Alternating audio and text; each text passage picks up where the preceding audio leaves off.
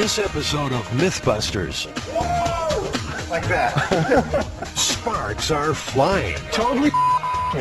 We finally get a reasonable experiment here, and he's like, And trouble's brewing. I would say that the rig is not safe at all. Adam finds out that the falling penny myth can really be a pain in the... Oh! We'll see why these guys don't have their own cooking show. And find out the link between Japanese spies and Lucille Ball's teeth. Who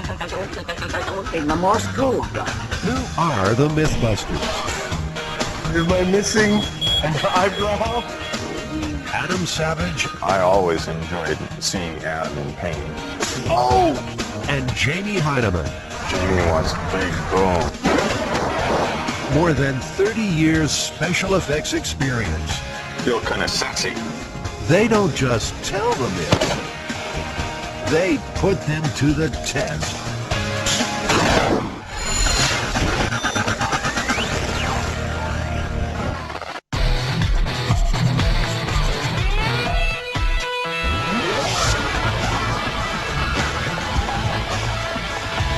This myth originated in the Big Apple, atop an architectural icon, the Empire State Building. The myth is that if you throw a penny off of a building this height, that it'll either get going so fast that it'll embed itself in the concrete at the base of the building, or it'll hit somebody in the head and kill them. Lydia Ruth has worked here for 18 years. She's heard the penny myth many times. I know one gentleman who worked in the lobby, was with the building from late 1930s, right after the building opened, and he had heard it. So I think it's just one of those myths that belongs to the Empire State Building. Tossing a coin off the Empire State is not as easy as it sounds. Tall buildings like this can generate their own unique weather conditions. Some updrafts can reach cyclonic speeds. It's 8 a.m. in the morning and the wind's already starting to pick up. There's every possibility that if you hurl this thing off the edge of the building, that it'd just blow it back over. When the wind blows against the face of the building, the wind blows up. And you might have heard the story of it raining up or it snowing up. Well, that actually does happen. It will blow against the side of the building. There's an updraft. So if you throw something off, no matter how far away you throw it, the wind is going to catch it. Of course, there's also the possibility that the story might be true, in which case you risk killing some innocent pedestrian. We need to figure out how fast a penny would be going if it fell 1,280 feet, what kind of damage it would do. I think we need to go back to the shop and test it. Adam and Jamie need to find out what is a penny's maximum speed when falling. In other words, its terminal velocity. Once they've done that, they'll shoot the coin at concrete, asphalt, and a head made from ballistics gel. Nice. Step 1. Finding out a penny's terminal velocity.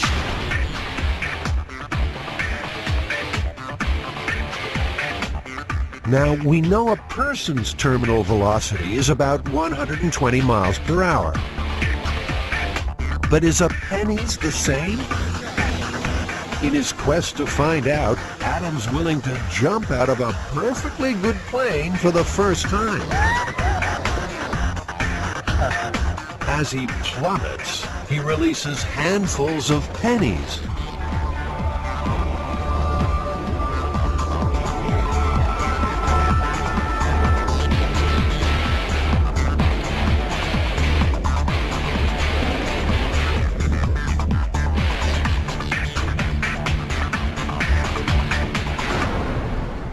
Well done. How'd it go? That was amazing. I mean, it's unlike anything I've ever tried before. You really should have done it.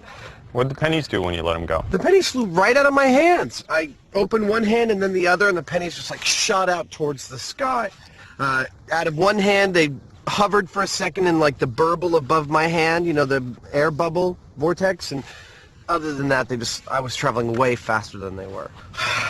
I want to do it again. That was awesome. The Guys have seen complex equations that put a penny's top speed at somewhere between 35 and 65 miles per hour. I used to be able to juggle them. But Adam's not taking those figures at face value. He wants to test them in his own penny wind tunnel. At the bottom, wind speed is clocked at 65 miles per hour. Holes in the tube allow the air to dissipate, so the speed at the top drops to 35 miles per hour. If the penny stays in the tube, then the equations are correct. Bingo! Adam's one happy Mythbuster. If only Jamie were as excited. This matches the math, the complex equations that we have showing the velocity. I think we should go for a worst case scenario, like 65 miles an hour. Okay, works for me. This is excited, Jamie? Yeah, this is We got a fan- world first. It's going out on television that we did the experiment that showed exactly how fast the penny goes. No math, no ideas, no timing off a building. We got it right here in the lab. That's great. Good job. Totally me. We finally get a reasonable experiment here, and he's like, well, that's great. You know, it's like, what are you going to do? How are you going to please the guy? I don't consider it an enormous feat to be able to, elevate a penny in a wind chamber. On that note, the Mythbusters go their separate ways. Jamie's looking for a way to fire a penny at 65 miles per hour, while Adam begins work on the dummy head. I decided to use the staple gun because, when we're experimenting with things here in the shop, a lot of times I don't like to go through a whole elaborate process and days of machining something only to find that it was the wrong approach or didn't have the right speed. I like to kind of find something that will allow me to move into it quickly. To make the penny fit in the staple gun, Jamie lops a little off each side.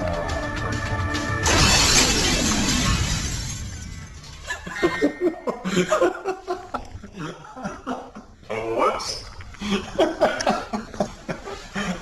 We should get out of here. That's mercury vapor there. Okay. Well, the good news is it works. I guess I should look up before I shoot those things. Well, that worked. Next, Jamie has to measure how fast the penny is going.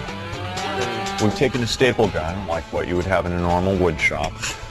We put it in front of a chart that we can track the speed of the penny with. We've got a concrete block and a high-speed camera.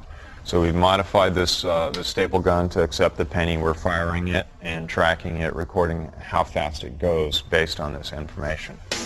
It's time to see if Jamie's penny can achieve terminal velocity. The modified staple gun blasts the coin from 3 feet at the concrete block. Look, you can see the penny imprint.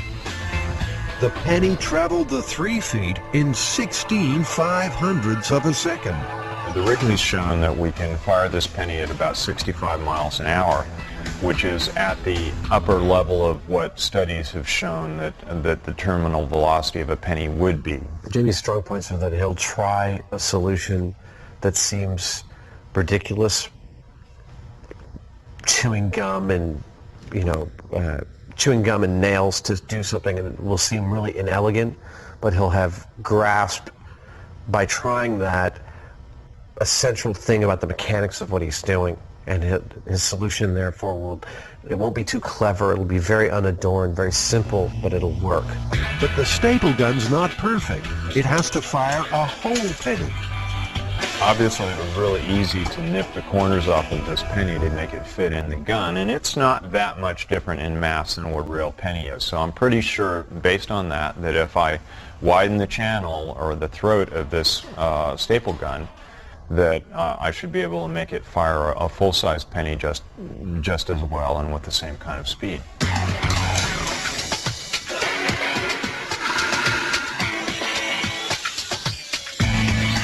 Well, it took relatively little work, and this is it's a high-velocity penny shooter. Terminal velocity gun right here. Meanwhile, Adam's mood has changed dramatically. Oh, screw. No, that's total wash. I don't I'm going to argue against this. I don't have it today. I'm just going to get really frustrated. He's vacuum-forming a mold to make the ballistics bust. It's a female skull, which is why I used the female head here. The skull is placed inside the mold and ballistics gel poured in around it. When it sets, the gel has the same density and elasticity as human flesh, which is why the FBI uses it to test weapons. Screw. The mold has sprung a leak. Paper toweling and glue stem the tide of gel. Most coins thrown from the top of the Empire State Building don't get very far. They wind up here, just 5 stories down on the 81st floor. It proves one thing, though. A lot of people have heard the penny myth. So it would seem that even though the myth is prevalent, people are pretty cavalier about testing it. Yeah, they do it all the time, and it scares me because if they really thought that their penny was going to kill somebody, what are they thinking? And it seems penny-related myths have always had plenty of currency. Pennies have long been associated with luck. In this case, really bad luck, but normally very good luck. If you find a penny, pick it up, and all day you'll have good luck. If you pass up a penny, you'll lose $1. If you find a penny that's heads up, it's particularly good luck, and you should carry it with you as a charm. A bride should always have a penny in her shoe, and following a wedding, she should take that penny and get it made into a piece of jewelry, a pendant or a bracelet or something like that. Back in the workshop, Jamie's showing off his penny gun. Adam can't hide his approval. Oh my God. Damn, that is some serious impact there. I mean, are you sure this is 64 miles an hour? 64.4. Of course, now he wants to have a turn. He also apparently wants to do his own narration. Adam loads a penny into the lethal penny shooting device. This time, the penny is launched at a block of asphalt. The penny bounces right off. So the test shows that a coin traveling at terminal velocity cannot penetrate concrete or asphalt. But what about flesh and bone? Remember, the penny myth talks about a penny shattering someone's skull. Enter Norma, Adam's ballistics dummy. Norma's cranium will take the full brunt of a penny traveling at terminal velocity. Lights. Perfect hit. Lights off. The penny broke through the thin layer of ballistics gel, but the skull is intact. So, you ready to put that to the ultimate test? We've tried it on all the other stuff we've got. Want to try and catch it in your hand? The penny is leaving an imprint in the concrete when it hits, so, you know, I'm a little hesitant about catching it, actually. The Mythbusters are about to find out what happens when a penny traveling at 64 miles per hour hits skin. I'll do it. Okay. But you got to do it too, otherwise, you know, you're like a wuss. Okay, you first. Okay. Still a wuss. I'll kick your ass. Penny for your thoughts right about now, Adam. I'm scared. Okay. 3, 2, 1. Ow! That didn't actually hurt that much. We can try again. Okay. Looks pretty good. Are we ready? Ready, Adam? When you are. Okay, 3, 2. You hit me in the same exact place. It didn't hurt that much before, but now it really hurts. Oh, you baby. It looks like it's swelling. Yeah. It stings, but there's no bruising or broken skin. Well, I always enjoyed seeing Adam in pain. I'm not sure what it is. All right, Heineman. Are you ready? Now, it's Adam's chance for revenge. Sure. That was totally off. I felt it on my wrist. If it hurt, he's hiding it well. And you know how Adam wasn't having a good day? Well, Go ahead, shoot me in the ass. Come on. I can take it.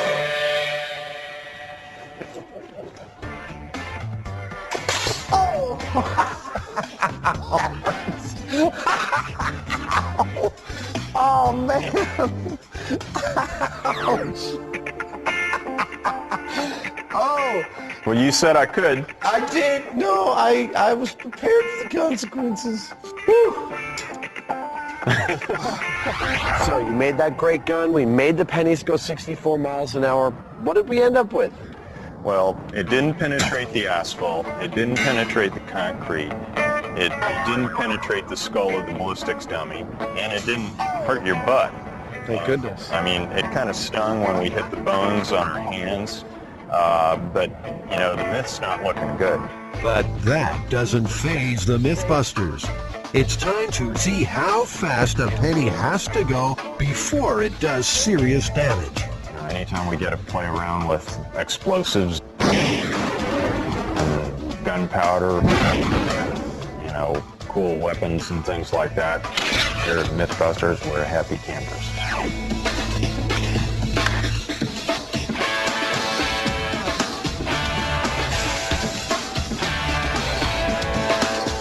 Adam's modifying a high-powered rifle so that it will expend a penny. It's not chambering around. I'm just test firing. The coin will be fired from a special aluminum barrel attached to the rifle like a silencer. The rifle itself will be loaded with a blank round. When it's fired, the expanding gases from the cartridge will explode along the barrel, propelling the coin from the slot with bullet-like speed.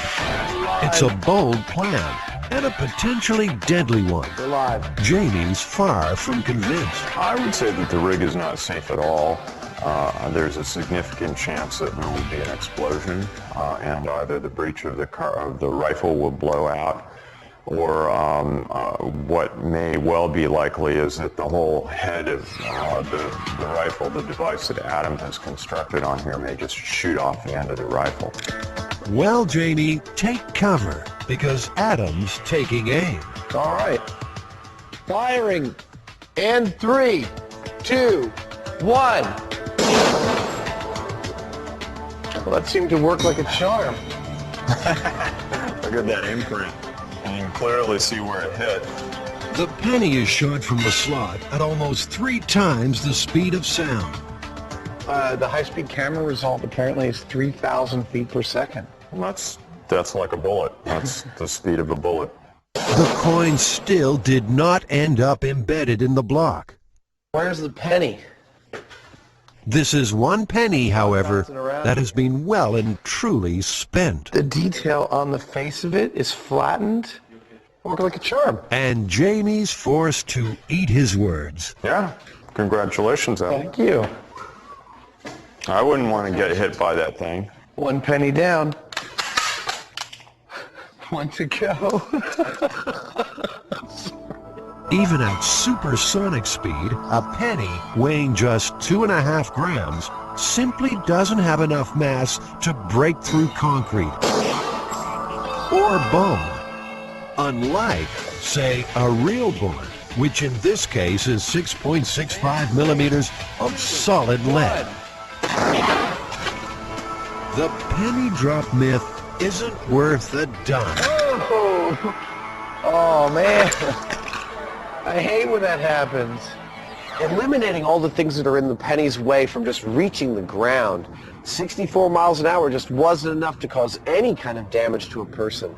And then when we made it go almost 3 times the speed of sound, it still wasn't enough to break the bones. Yeah, I mean, the worst thing I can come up with is if you were looking straight up in the sky and you got hit in the eye, it probably wouldn't be very good for you. But even then, I don't know whether it'd take your eye out. I think we busted the heck out of this one. Myth busted. Yeah.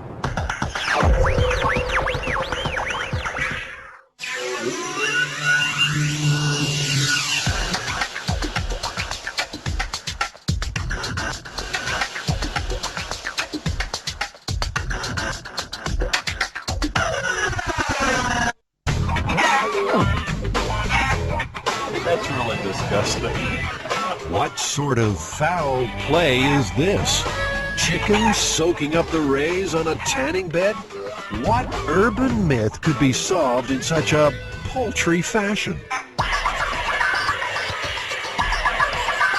The humble microwave oven.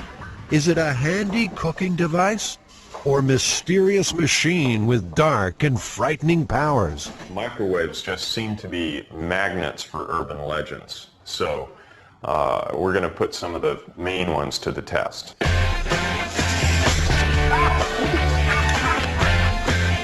Whoa! You are the man!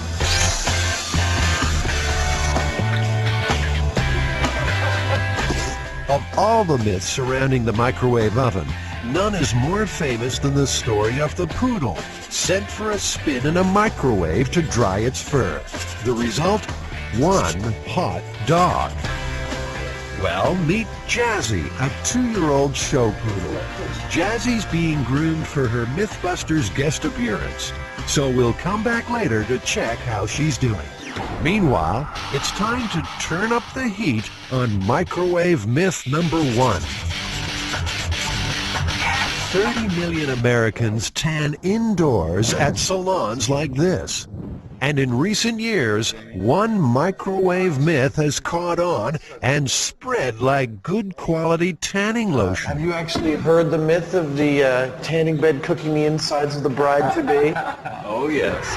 There's a woman who's getting ready for a special occasion, and she decides she'll look fabulous in her dress if she's very tan.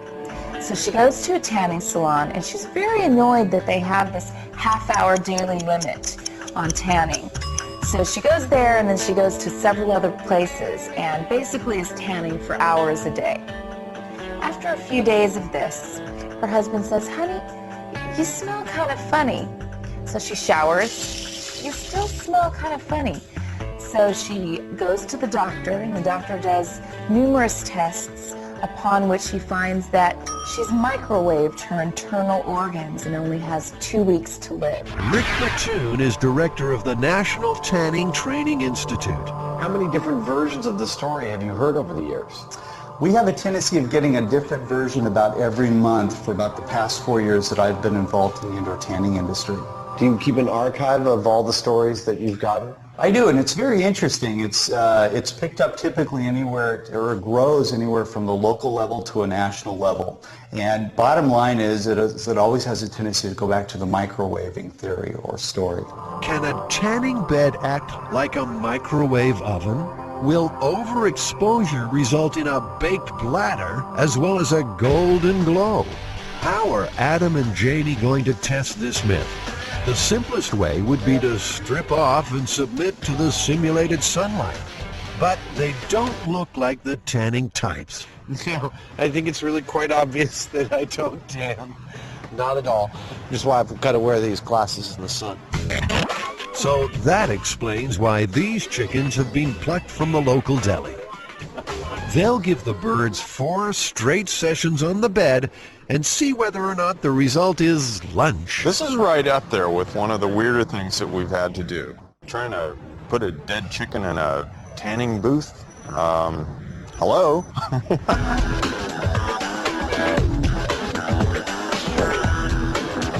Time to see if the chicken's goose has been cooked. So how many sessions did these go through? 4 sessions, a total of 48 minutes on the tanning lights. So if I'd been in here, I'd be pretty badly burned by now. You would have a severe sunburn at this point. But would your gizzards be goners? Not at all. Pink and perfect. Not cooked on the inside at all. Basically, there's no difference between overstaying your welcome on a tanning bed and spending too long in the sun. Now, this story has been told and retold so many times. It's a very popular narrative. Indeed, it was published in at least 2 Dear Abby columns. So it's got a lot of veracity. A lot of people believe it. Also, the industry magazine, Tanning Trends, had to publish an article telling people that it's not true, don't worry about it, but clearly the narrative is still out there. Do tanning beds put out microwaves? They put out nothing of the sort. They put out light waves, and that's all there is to it. Besides, for the myth to work, microwaves would have to cook from the inside out, and that's easily tested. Simply throw a roast in a microwave for 20 minutes and carve. Look at that. I mean, it's totally cold on the inside. It's not heating from the inside out. It's definitely heating from the outside in. Yeah. The myth is totally busted. Apart from testing these microwave myths, Jamie also wants to build the microwave oven from hell. Let's take a moment to find out how microwaves actually work. A microwave oven uses radio waves to cook food. A device called a magnetron bombards the inside of the oven with radio waves, which react with water molecules in the food, causing them to vibrate at enormous speed. That friction creates heat, which cooks the food. The Amana radar range microwave oven is quality. In the early days, it was hailed as a revolutionary kitchen It's convenience. a family-sized turkey. 675 watts of cooking power means faster cooking than most other microwave ovens. Uses 50 to 75% less energy than a conventional electric range. 5 and 30-minute timers with automatic defrost cycle. This store has been selling microwaves ever since those heady times. The main thing I'm interested in personally is raw power. Well, the average microwave today is about 1,100 watts. But you can go up from there or you can go down from there. How many people are going to be using the oven? One very strange television show. Just one. Is this the soul of the microwave oven? Or the heart of the microwave. This is a little radio transmitter, and you plug it in and it converts it to DC voltage, and out comes the microwave. And it looks like Jamie's suffering a little microwave madness. Sorry. Did you get enough, Jamie? Microwaves are really cool. You know, they're like X-ray guns. And I think the same thing that makes people afraid of them and makes them generate a lot of myths about them is what's always fascinated me. I'm gonna, make this super powerful microwave gun that I can heat things up around in my shop with. And, that for me is a lot of fun. I think he wants to take apart all these microwaves and make some kind of super microwave. And I don't know if he's planned on shielding or anything, but I don't necessarily want to be in the building when he does it. Back at the workshop, it's time to test microwave myth number 2. That microwaving metal makes the oven explode. I once had a roommate where I accidentally put a spoon in my coffee cup in the microwave, and he refused to use it ever again. Made me buy him a new one. Wow. It's just those kind of misconceptions I want to clear up here on Mythbusters. Yeah. There you go. Adam and Jamie are going to microwave several metal objects. Just in case something dramatic does occur, the pair will watch from behind a Lexan shield. Lexan is a bulletproof material used in the windshields of NASCARs. It's time for the first metallic test subject. No, nothing happening there. Spoon's been in there for 2 minutes. I don't see nothing. Turn it off. So, I mean... I'm guessing if... Ah! Ooh. The spoon was really hot. That spoon was really hot, but it didn't do anything. I mean, it didn't arc, it didn't, buzz or, all that stuff. Something else from the silverware drawer, perhaps? Fork in the microwave.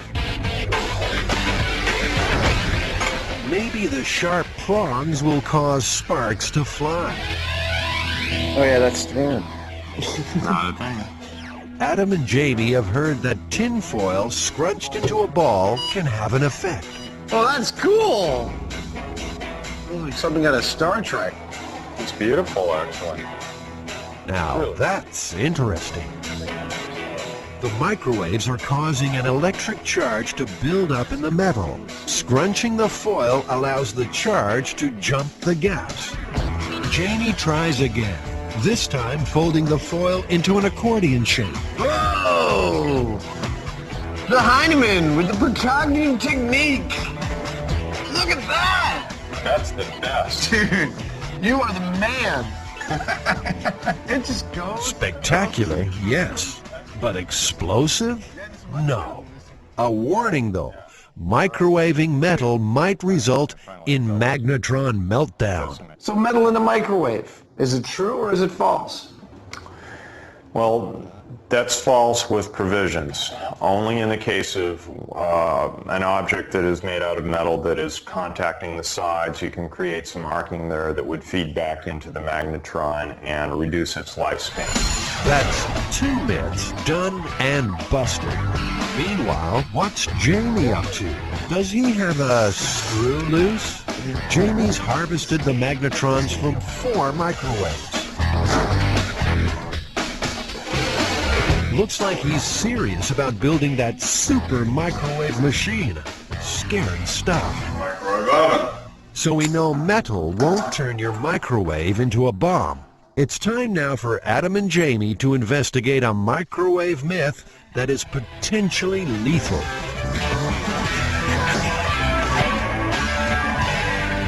If you overheat water in the microwave, you may take the cup out of the bowl and then the water is going to explode in your face, injuring you or burning you in some horrific way. We're going to time how long it takes to bubble. After a little research, Adam and Jamie know that the only way water could explode is if it's being superheated. That is, heated beyond boiling point, without actually boiling. Tap water always boils because it has impurities. Distilled water has no impurities. That means no boiling. Yeah, the smaller experiments, they look a lot simpler because they're tabletop. We have small amount of variables, and really invariably they turn out to be the most complex and difficult ones to get a real result from. They put 2 cups of water in the microwave, 1 distilled, 1 tap. When the tap water boils, they'll know that the distilled water has become superheated. Just dropping in a sugar cube should make the boiling process happen instantly and violently.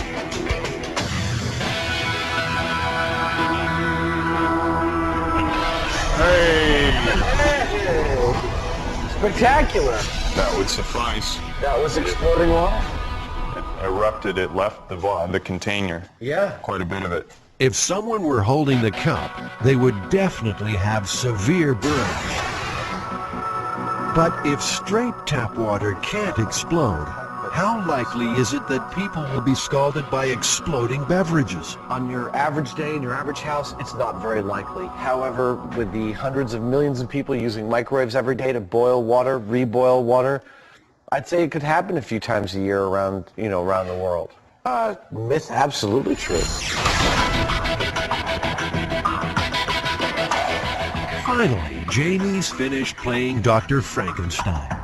What we have here is a super duper microwave oven. I've taken the guts out of 4 microwaves, the magnetrons, and I've put them in a box, all aiming at a single glass of water. So in theory, this should heat up that glass of water about 4 times as fast as a regular microwave would. Maybe it'll just go. We'll find out. Jamie, I'm ready to test this infernal machine of yours, but could you wrap me up a little more? I don't feel quite safe yet. What are you, a turkey?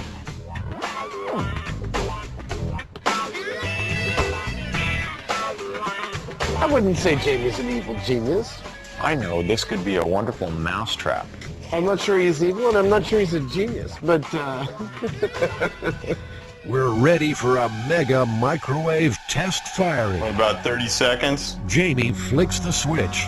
The room's filled with an angry buzz. How come my watch has stopped? I'm gonna give it... What on earth is happening behind those metal walls? let's put the temperature probe in.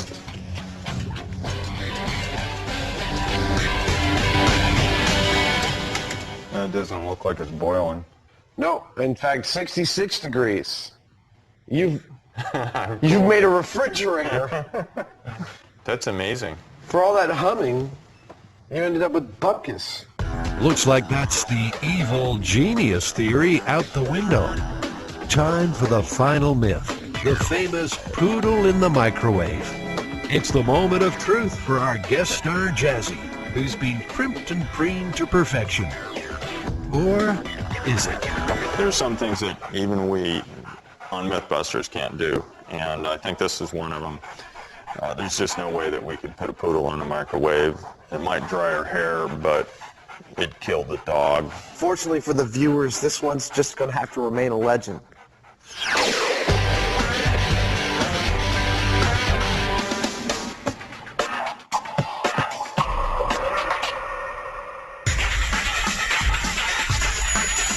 The story that we're looking at is from 1942. One of the most bizarre urban myths of all comes from wartime USA and involves America's queen of comedy, Lucille Ball. I had some dental work to be done. You know, they put in temporary fillings.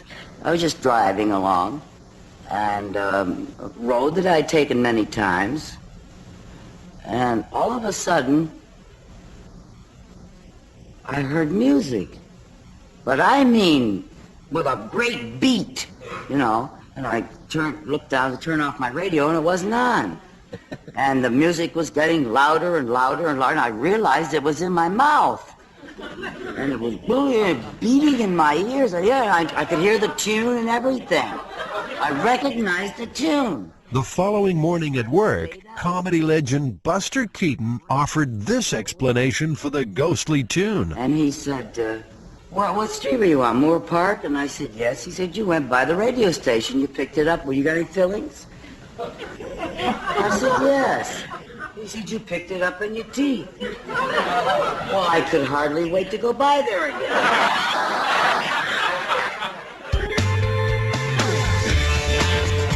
Here's a challenge Adam and Janie can really get their teeth into.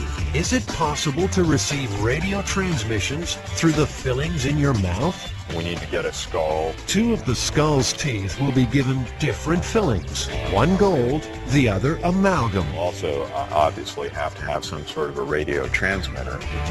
That transmitter will pump radio frequencies into the air around the teeth. A voltmeter will monitor any change in electrical activity across the fillings. Well, let's do it. Okay. First question. Where are you most likely to come across a spare cranium? The number 4, the bone room. The number 4, UCSF School of Anatomy. The number 4, UCSF Dental School. I'm looking for a human skull. Do you guys have any skulls? A wrinkle? Yes. Finding a skull is hard enough. Finding one complete with fillings, well, that's another matter. One with fillings. Would any of them happen to have fillings in them? So you don't have any with fillings right now?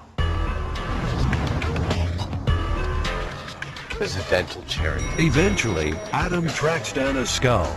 It's his father's. Well, his father owns it, that is. Next step, a little dental work. Hi, doctor. That's a grody-looking skull. Okay. So I have a real dead person? Yes. But not got much teeth left. He has trouble eating his steak these days. What? He's got a name? It's a very dried out teeth. Smells the same as it usually does. I have 7,000 patients. I'm a practicing dentist. Never in my career, being a practitioner for 30 years, had anybody complain to me they were picking up sounds or signals from their fillings.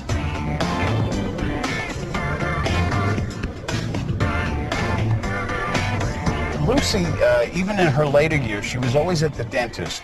She was always having some kind of dental work. I don't think she was blessed with great teeth. If anyone should know about the state of Lucille Ball's teeth, it's Jim Brochu. He was her close friend, unofficial biographer, and one of the last people to see Lucy alive. I spent every day with Lucy from, I would think, the middle of April of 1988 until the next year, April of 1989, when she died. And her name is Lucille Ball. Come on!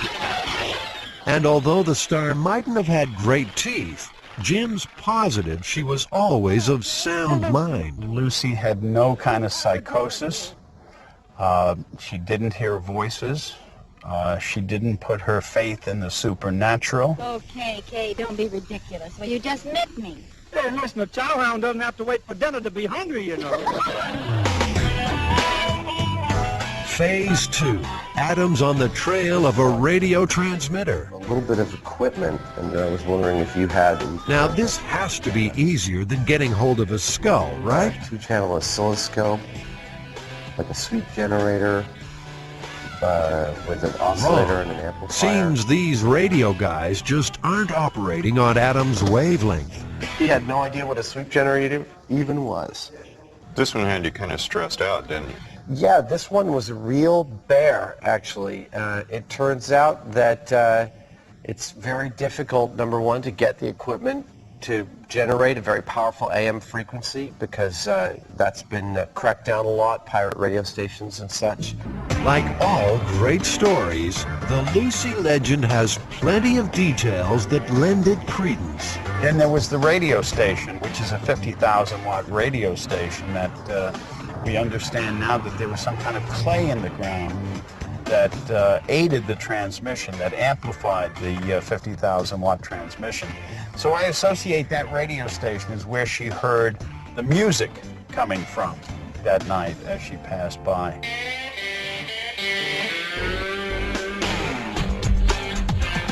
Things might be looking up for Adam in his hunt for that elusive radio gear. The Foothill Swap Meet is a Bay Area institution. Its stalls are a paradise for electronics enthusiasts. If he can't find what he needs here, he never will. Back at the workshop, this brass screen will shield the skull from outside interference during the tests. The Faraday cage is, it's like a ground. It eliminates any radio waves from getting to the testing equipment, which makes our test, makes us know that our test is happening in a, experimentally clean space. Of course, it works better if you can get into it.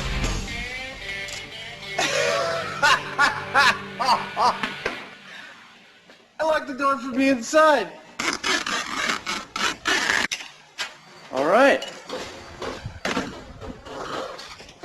There's my Faraday cage. Let's see. No signal on the cell phone. No signal at all. One theory is that if Lucy's fillings were made from different metals, then they might just have acted as what's known as a point contact diode. Point contact diode is the basis of the earliest radio crystal sets. In fact, in World War II, soldiers in foxholes built what's called a foxhole radio, which we have a crude model of here, in which our point contact diode is simply a razor blade and a pencil lead. Two different metals combining to capture a radio frequency.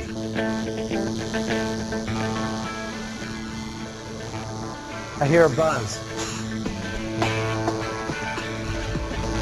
A pencil and a razor blade and some coiled, some common household objects. It seems unlikely that we could actually hear a radio signal from that. But we can. Yeah, well, right now we're hearing a buzz. Yeah, we're pulling something out of the air. Did Lucille Ball's fillings fleetingly become a primitive radio, picking up a signal and broadcasting it into her head? Tune and everything. I recognized the tune. One tooth already has an amalgam filling. We need another method. And Adam and Jamie are going for gold. That is real gold foil.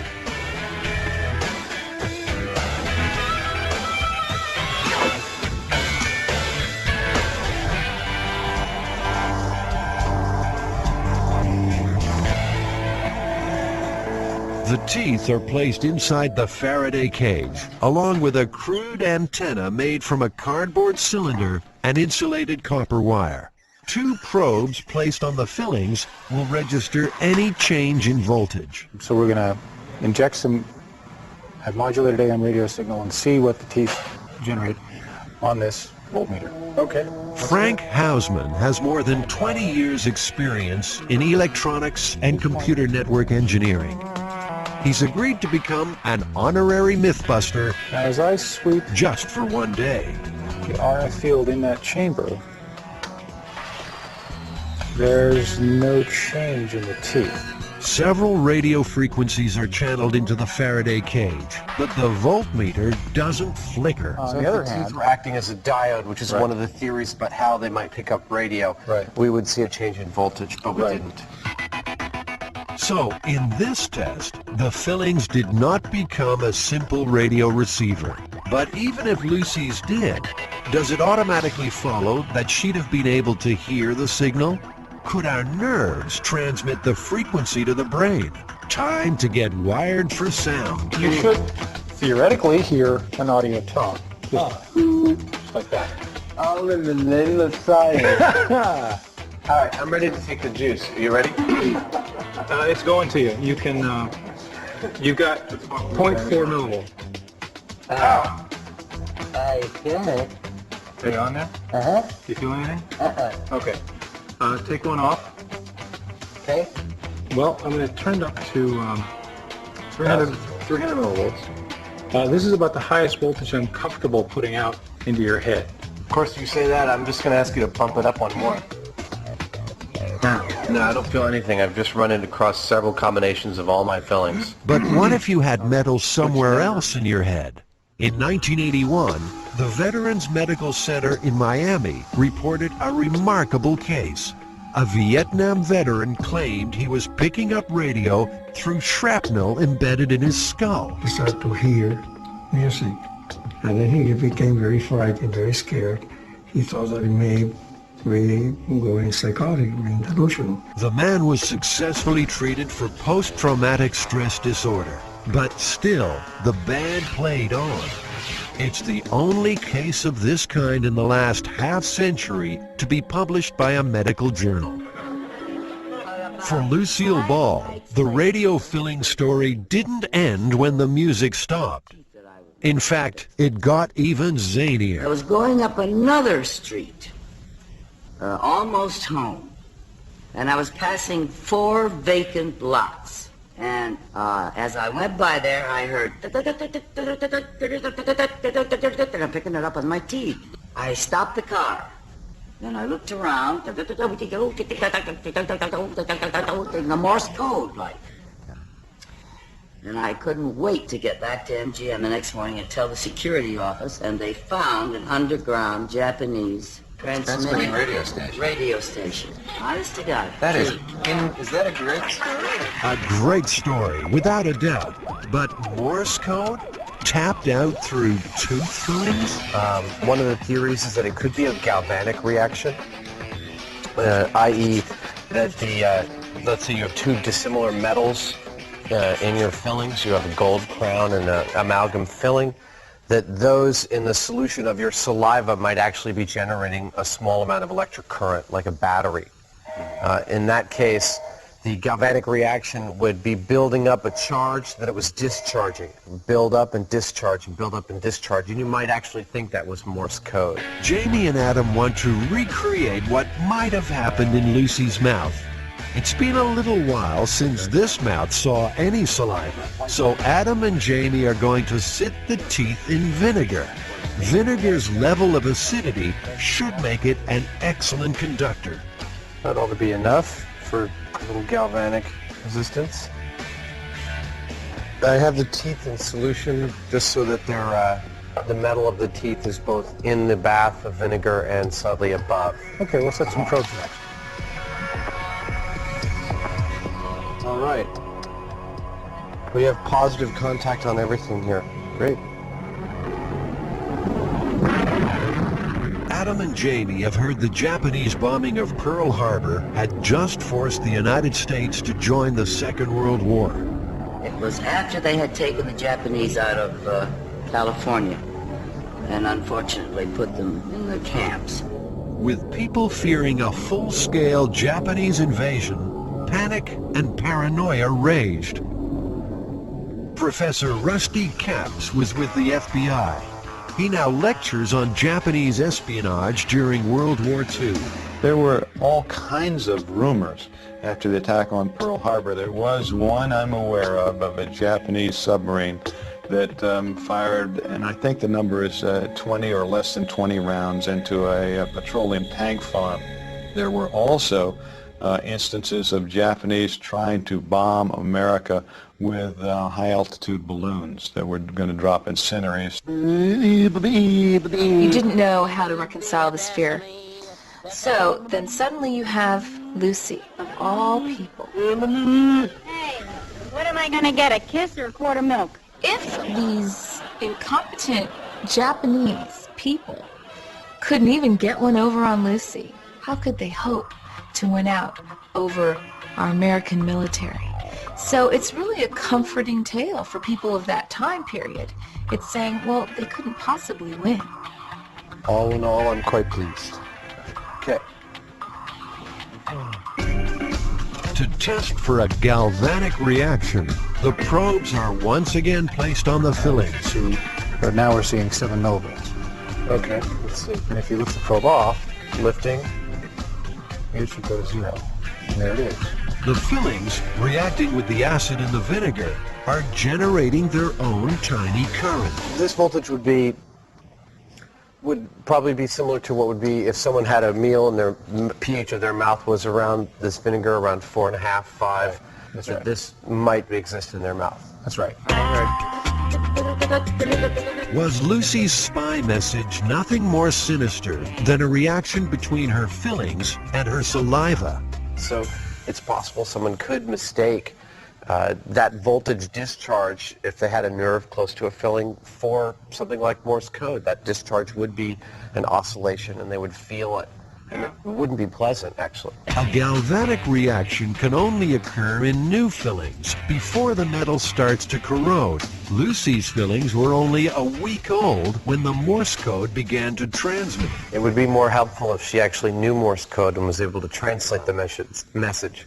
In 1994, 5 years after her death, Lucille Ball's FBI file was released to the public. All 142 pages refer to her involvement in the Communist Party. There's no mention of her role in foiling a Japanese spy network.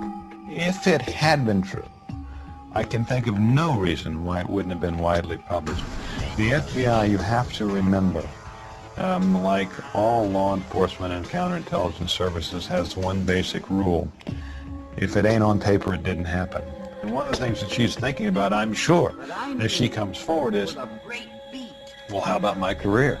You know, I'm an actress, but if I'm also a war hero, if I'm also able to help the war effort in this way, I mean, it's going to raise my stock dramatically. I don't know how much publicity this story actually got when it happened.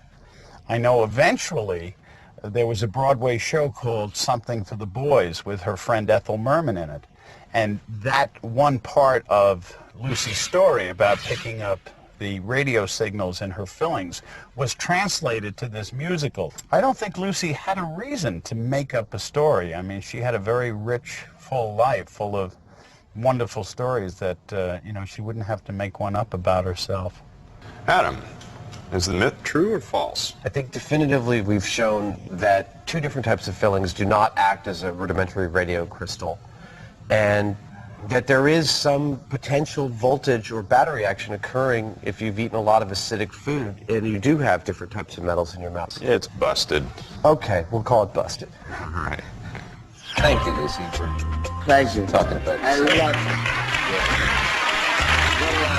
it.